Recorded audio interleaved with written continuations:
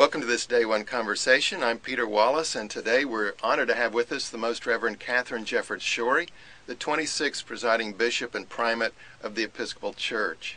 She is Chief Pastor of the Episcopal Church's 2.3 million members in approximately 7,500 congregations in 16 countries and 110 dioceses.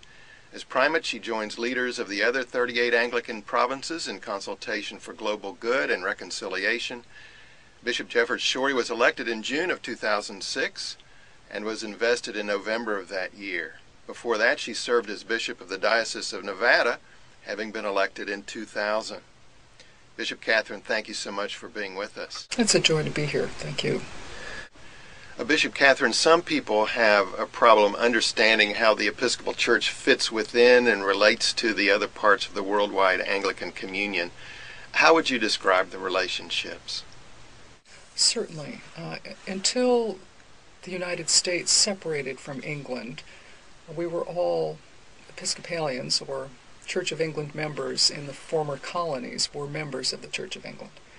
When the United States separated from England, the Church had a problem and had to distinguish itself from the Church of England because its clergy could no longer swear loyalty to the Crown, which was required. Mm-hmm. So we became a separate church, but still with spiritual roots in the English tradition, still with a sense of spiritual loyalty to the Archbishop of Canterbury, whom we regard as a leader first among equals.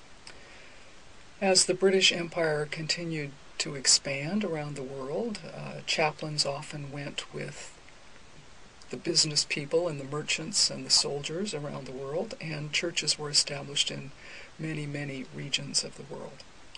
As those nations, new nations, became independent, they too established separate churches, still in relationship with the Church of England. At this point, there are 38 national or regional churches around the world in relationship through a body called the Anglican Communion. Each of those churches is autonomous in the sense that it makes its own rules, yet each of them has a sense of loyalty and bonds of affection, we often say, to the other members of that communion. It seems the Church can get sidetracked by issues which may be important and are important, but that keep us from focusing on the most important aspects of being the people of Christ in this world. What do you think? How can the Church best address the most important pressing issues without getting sidetracked?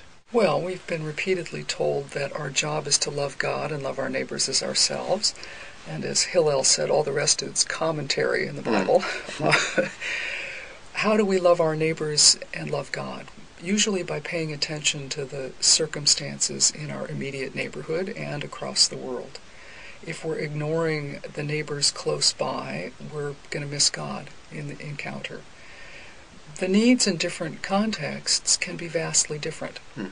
In sub-Saharan Africa, the need is often about feeding people. It's about hunger, and it's about disease that's preventable. It's about the inadequacy of health care. In this country, in some parts of this country, those needs are also present.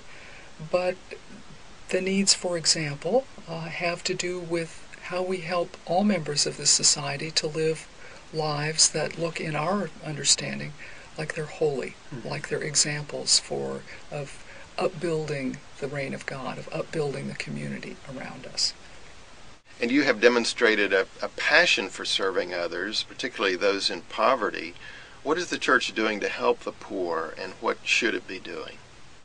We've, as a church, been very clear in our focus on Millennium Development Goal work as a framework for what feeding people and healing people in developing nations might look like, because we see it as a movement toward the reign of God in this life.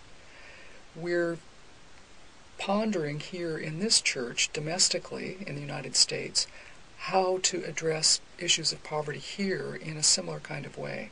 And I expect that next summer at the General Convention we're likely to pass some resolutions that charge the church to focus on the needs of the poorest among us, particularly on Native American reservations, and to do that in a very conscious and intentional way for the next 3 years, perhaps, or even longer. The environment is another issue close to your heart, especially with your background as an oceanographer. How do you see the church leading in the area of our stewardship of creation? For a long time, Christianity paid less attention to non-human creation than to the human part of creation. Simply as an aspect of our history, there's always been a strand within Christianity that focused clearly on the needs that we have to care for the whole of the garden. Mm-hmm.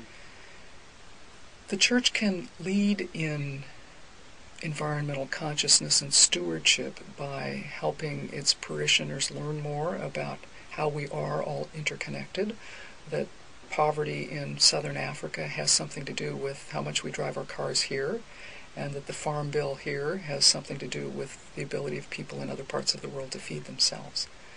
When we begin to understand those interconnections and their impacts, the impacts of our behavior here on other people, I think we do begin to understand the ethical and moral reasons for caring for this part of creation. Bishop Katharine Jefferts Schori, thanks so much for visiting with us. You're very welcome. Thank you. God bless.